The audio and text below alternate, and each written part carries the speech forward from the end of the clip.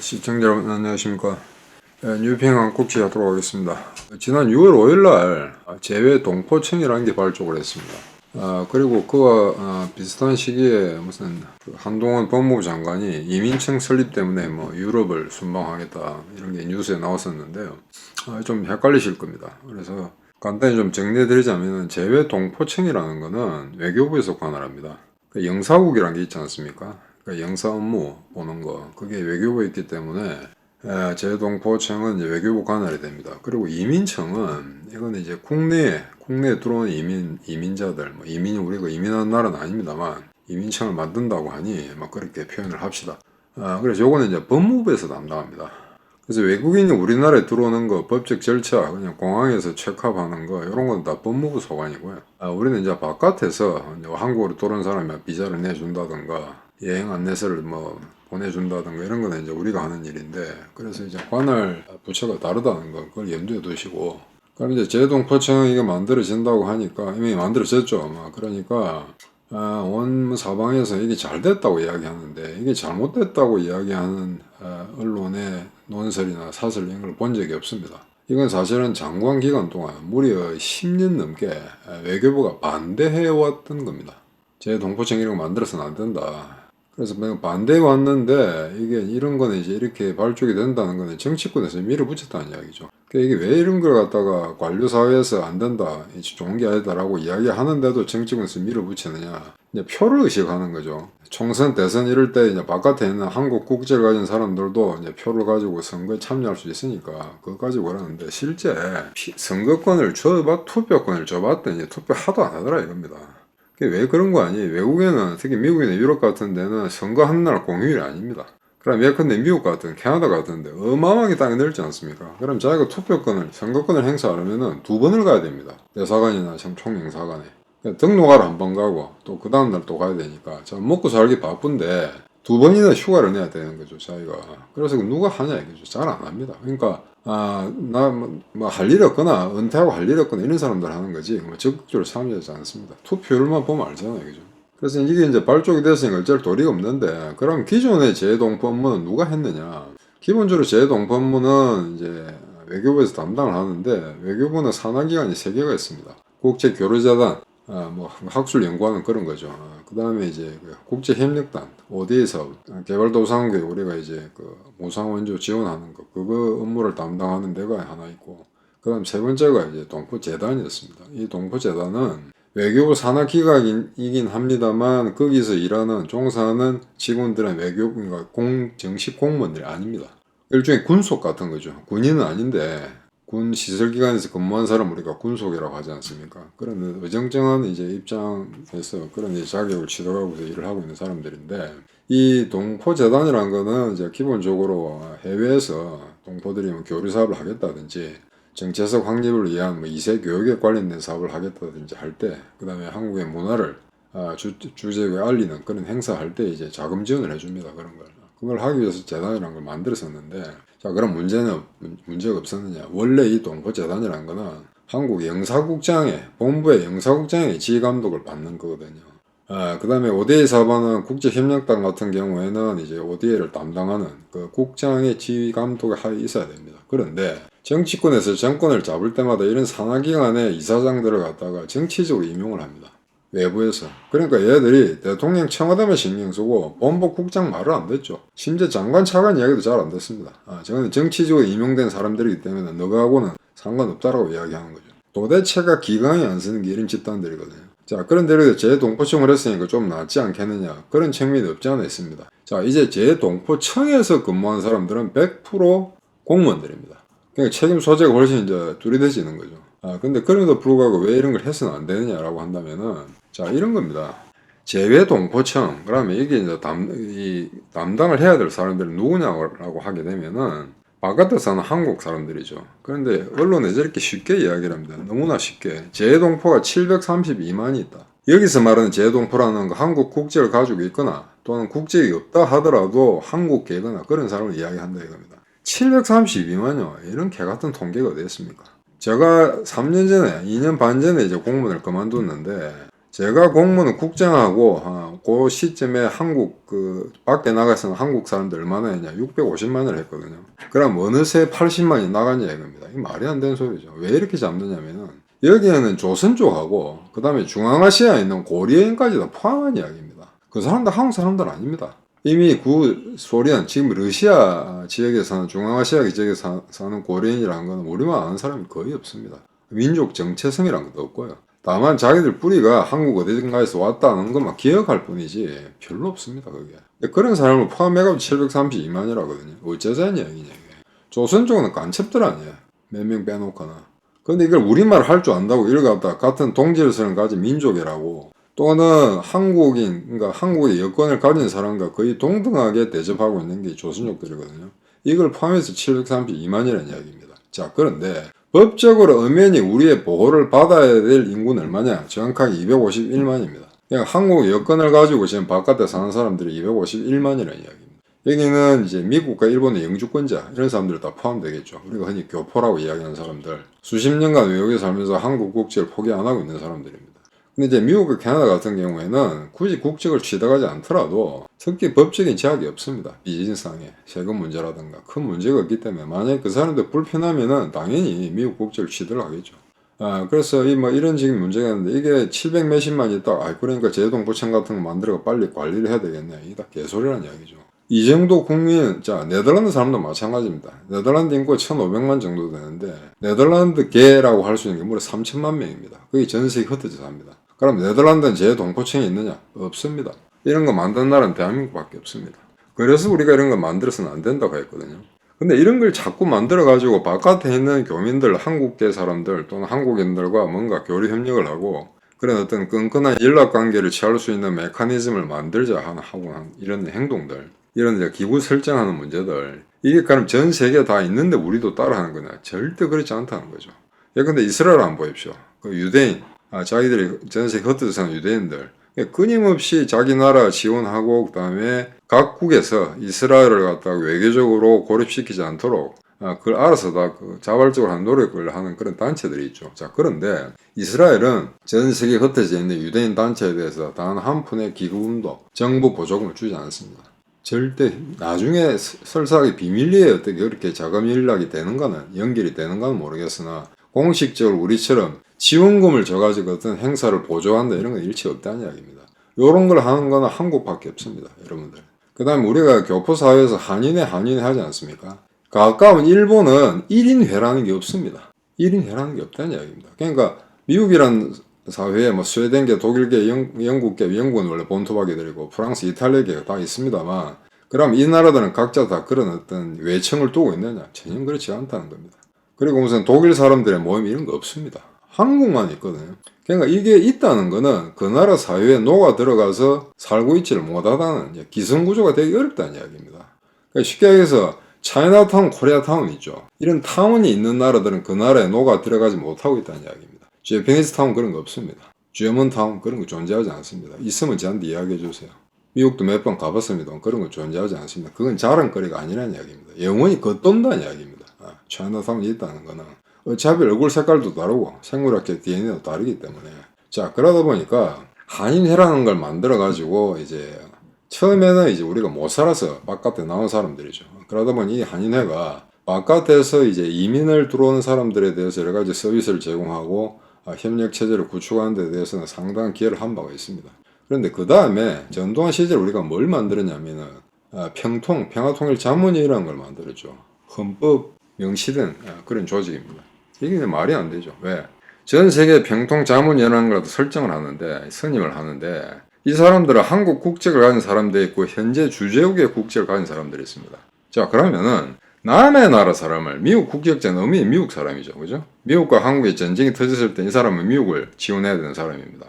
자 그런데 이 사람을 갖다가 한국에서 헌법에 명시한 기관에서 그 사람을 통제하고 관리한다? 이건 말이 안 되는 소리입니다. 그래서 제가 미국에 있을 때 물어봤습니다. 미국 관리한테. 야, 너가 이거 한국에 이런 거 있는 거 아니야? 안 돼요. 그러면 너 외교적 조치를 취하지 않느냐? 항의라도 해야 되지 않냐? 너 그 나라 국민을 우리가 관리한다는데 이게 말이 되냐? 라고 했더니 자기들도 염려가 돼서 평통자문이라는 존재를 알고 계속해서 수사를 해봤다 이겁니다. 조사도 해보고 해봤더니 별거 아니더라 이겁니다. 어떻게 하는 일도 없다는 이야기입니다.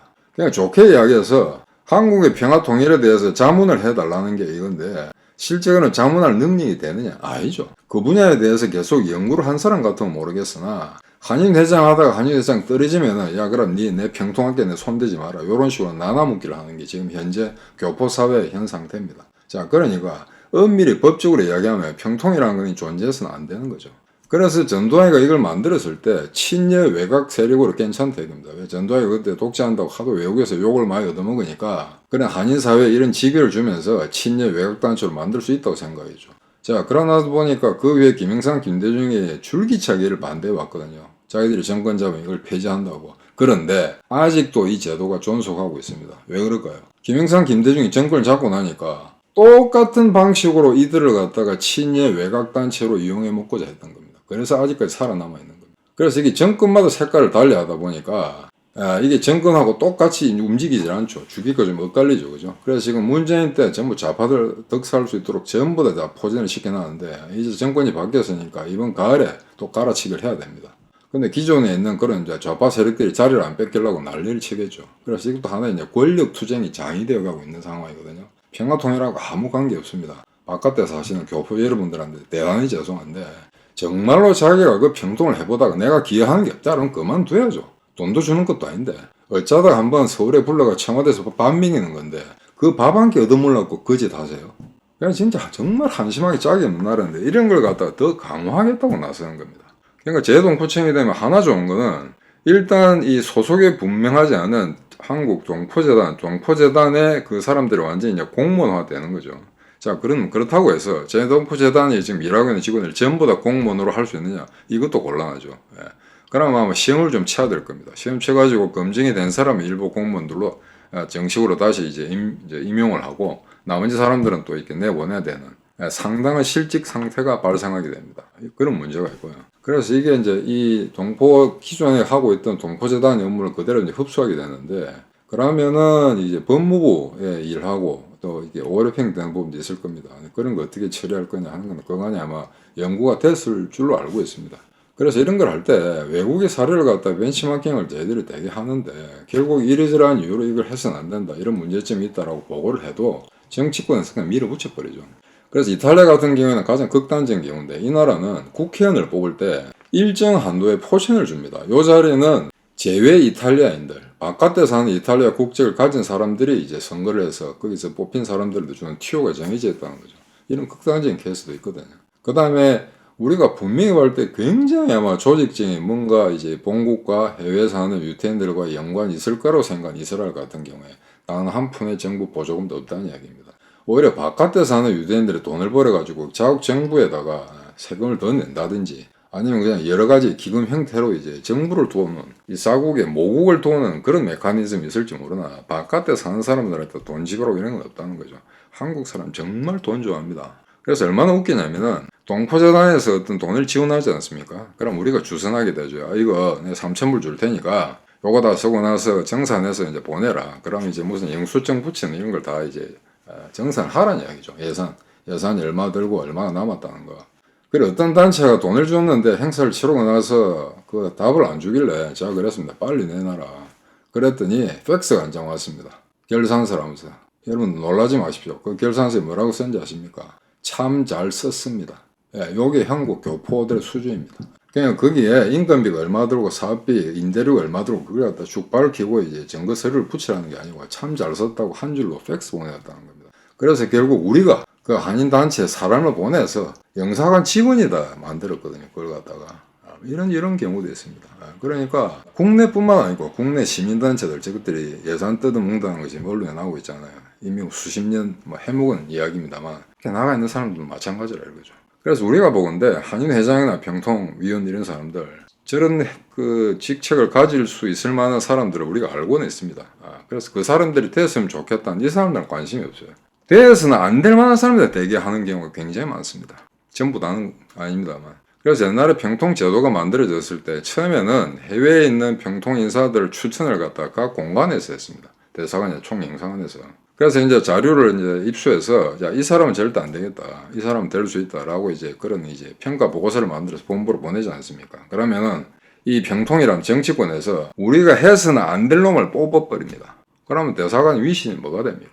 그럼 요 놈들이 또 우리한테 해코지를 하죠. 너가 내를 갖다가 해코지하는 그런 공문을 보냈는데 정치 권력은 내를 그대로 평통위원으로 뽑아줬다. 니 우짤래? 이런 식으로 역으로 협박해온 놈도 있습니다. 그래서 그 이후에 어떻게 했냐면 외교부에서 외교부에 더 이상 추천하지 않겠다. 너가 마음대로 해라. 어차피 우리가 추천 평가 보고서를 보내봐야 엉뚱한 놈을 뽑으니까 너가 뽑고 너가 책임을 져라. 그런데 이 정권이라는 게 책임이라는 게 없죠. 5년 해먹고 도망가면 그만이니까. 그게 현재 이제 교포 정책의 사실은 어떤 굉장히 이제 치졸한 또는 치욕스러운 부분 중에 하나입니다.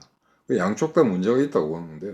수십 년간 정부가 돈을 풀면서 그런 식으로 교포 사회를 스포를 시켜놨다는 겁니다. 그래서 이제 동포 재단이 아니고 사실은 재단이 지금까지 훌륭한 일을 많이 수행해 왔는데 이게 이 메커니즘에 문제가 있어서 재동포청을 만들겠다면 모르겠으나 제가 알기로는 재동포청이라는 거는 이거는 순전히 정치 권력이 그렇게 만들라고 했던 겁니다. 근데 이거와 관련해서 재동포들한테 이제 국민들한테 선거권 주는 문제이죠. 그게 원래 어떻게 됐었냐면은 처음에 여야를 갖다 심사숙고하다가 이제 그 당시 민주당 한 20년 전에 이 민주당은 어떤 생각을 했냐면은 단기 체류자에게만 투표권을 준다고 하니까 민주당이 월등히 유리하다고 판단했던 겁니다. 이 우파 쪽에서 어떻게 봤냐면 단기 체류자 가지고는 삐까삐까한데 이걸 갖다가 아무리 오래 외국에 살았다 하더라도 장기 체류자라 하더라도 한국 여권을 가지고 있는 모든 사람한테 투표권을 주자라고 하면 우파가 보수한테 유리하다고 생각하는 거죠. 근데 결국에는 이제 좌파 쪽의 말이 안 통했죠. 왜? 한국 여권을 가지고 있으면 의미는 한국 사람이다 이겁니다. 근데 오래 있었느냐 짧게 있었느냐 그거 가지고 국민의 의무 권리가 손해를 봐서는 안 된다라는 이 논지가 이제 먹혀 들어간 거죠. 그래서 지금은 재동포들한테 재국민들한테 투표권을 주는데 동포라는 게 좀 이상합니다. 재국민이라고 합시다. 여권을 가진 사람. 투표는 반드시 여권을 가진 사람만이 할 수 있거든요. 여기에다 주어놨더니 결국에는 뭐 보수가 이고 진보가 이고 이것도 없습니다. 워낙 투표를 낮아서 실제 우리나라 총선이나 대선에 별로 그렇게 영향을 끼치지 못한다는 거죠. 그럼 왜 이런 발상을 했는가? 노무현 때문에 그렇습니다. 노무현이 이회창을 이길 때 불과 40만 표 차로 이겼거든요. 자, 그랬더니 우파에서 이런 생각을 한 거죠. LA하고 뉴욕에 있는 미국에 있는 저 보수 지향적인 교포들 저기 100만 명 넘을 거다. 그럼 100만 명 때리면 40만을 집어넣을 수 있는 거죠. 그러니까 해외표가 들어오면은 언제든지 이길 수 있다고 생각했는데 그렇게 꼭 생각한 것처럼 그래 돼가지는 않습니다. 그래서 이 재동포청이 이미 발족을 했으니까 이걸 지금 와서 폐지시킨다거나 하기는 어렵겠죠. 나는 또 뭐 특별한 정치적 결단이 없는 한 계속해서 이게 이제 꾸려갈 겁니다.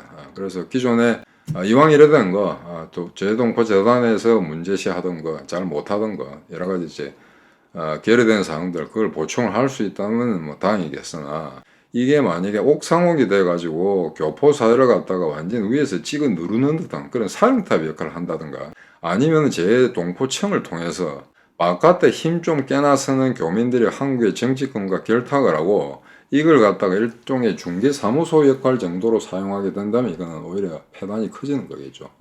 그래서 이건 앞으로 굉장히 우려되는 바가 큽니다. 그 다음에 이제 이민청 문제인데 우리나라는 절대 이민청을 세워서는 안 됩니다. 이민국가가 아니죠. 우리는 미국, 캐나다 같은 나라가 아닙니다. 영토도 그렇게 크지가 않고. 그 다음에 대표님이 요 한 수개월 동안 누누이 말씀하셨습니다만 지금 극우가 창궐하는 서유럽을 보십시오. 남유럽, 동유럽 다 마찬가지입니다.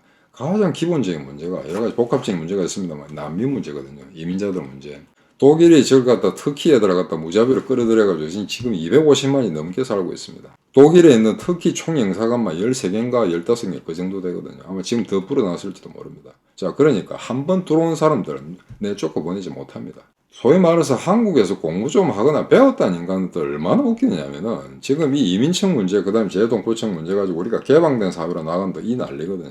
자, 그러면은 만약에 불법 노동자가 이제 합법 노동자가 된다. 그 다음에 정시로 이민을 받아들였다고 할 경우 이 사람들이 언제 나갈 거냐는 거죠. 안 나갑니다. 절대 안 나가기 때문에 일단 들어온 사람들을 한번 정리해가지고 한다면 또 다시 옛날에 히틀러가 유대인 박해하듯이 그런 식의 이제 비난을 받게 되는 거죠.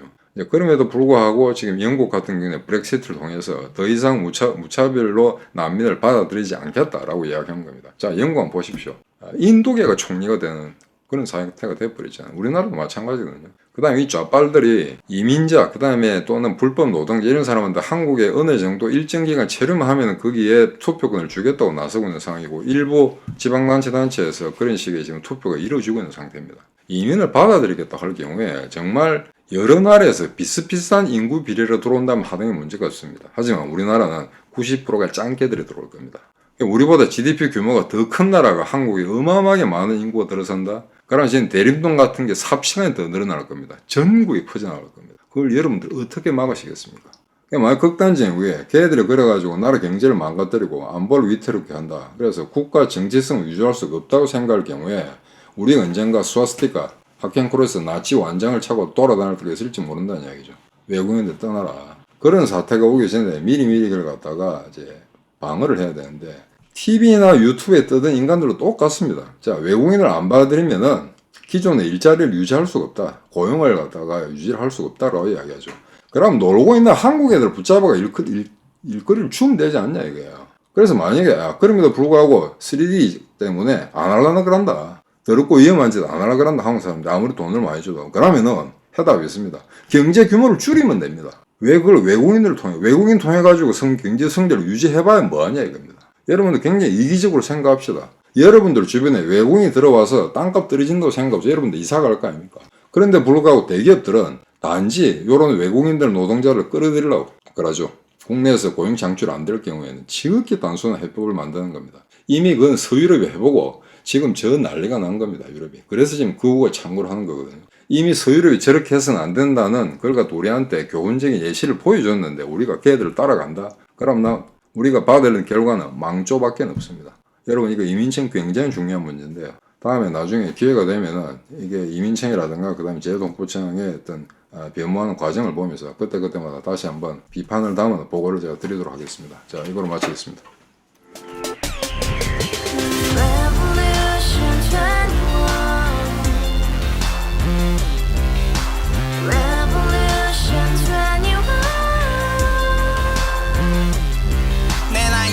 월세 30 코인빚만 300 서울에 온지 벌써 10년 아둥바둥 버텼지만 여전히 난 반지 하에 제왕 곰팡이 연문제약 내비랭 깡통망통 완전히 폭망 90원 창문만큼 작아진 내 꿈 연애 결혼 내 집 모든 게 헛꿈 1년 전 떠난 여친 울며 말했지 같이 써봤자 평생 가본 게 꼭꼭꼭라지 가바후스 700 나도 소유주 가바후스 700 나의 소유주 택시기사 우라부지 마트캐셔 울어무니 우리 집안 다 털어봤자 후줄 그래 개선민 내 미래 거기서 팍 끝난 거지 팍 더 이상 노력 따윈 괴물이 스펙 찾아 싼말리 비오는 날 알바 잘려 맨날 학원 날 개쳐 발려 밤비 내리는 양화대교 홀로 걷고 있을 때 현수막에 아로 새겨진 평당 700짜리 아파트 다같이 소리 질러 혁명 21 가바후스 700 나도 소유주 가바후스 700 나의 소유주 Together in the house, brand new day, and your dream had just begun. Revolution 21, only hope and happiness. 너의 곁에 내가 영원히 지금까지 정치인들 입만 열면 찝찝찝 개소리 멍멍멍 쳤다 하면 뻥 잘난 부모 만나 잘난 학교 나오면 뭐하나 우동살이 꽉 찬 대가리 깡통 소리 통통 저 푸른 조원이의 그림 같은 집을 짓고 평상 4천 팔면 뭐해 평생 살 수 없는 집 내 미래 내 꿈 희망 퀸 살아나는 집 우리의 미래 혁명 21 Revolution 21. 가바후스 700 나도 소유주 Revolution 21. 가바후스 700 나의 소유주 Revolution 21. 가바후스 700 너도 소유주 Revolution 21. Yeah 가바후스 700 너의 소유주 Revolution Yeah 21. 가바후스 700 나도 소유주